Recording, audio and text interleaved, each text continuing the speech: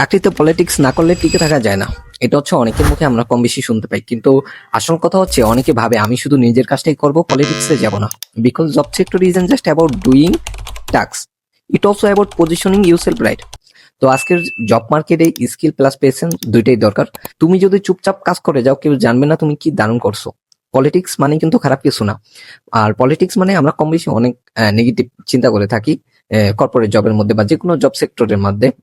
তো পলিটিক্স হচ্ছে তুমি কোন কোন জায়গায় হচ্ছে করতে পারো, যেমন কাকে কিভাবে অ্যাপ্রোচ করবা, কার সঙ্গে নেটওয়ার্ক করবা, নিজের কাজটা কে দেখবে সেটা ইনশিওর করা। তুমি যদি নিজেকে শোকেস না করো তাহলে অপরচুনিটিস তোমার পাশ দিয়ে চলে যাবে। যারা একটু এক্সট্রা এফোর্ট দেয় তারাই জায়গা নেয় টপ পজিশনে।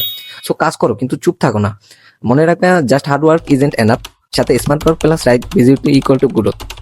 এটা হচ্ছে তোমার সবসময় মাথায় রাখতে হবে। আর তুমি কোন দলে, কেবল নিজের কাজটাই করো না নিজেকে ঠিকভাবে প্রেজেন্ট করো, কমেন্টে জানো। আর তোমার বন্ধুদেরকে শেয়ার করো যারা এখনো ভাবে কাজ করলেই হবে। Let them know it's 2025 not 1995। Thank you, আল্লাহ হাফেজ, এ পর্যন্তই।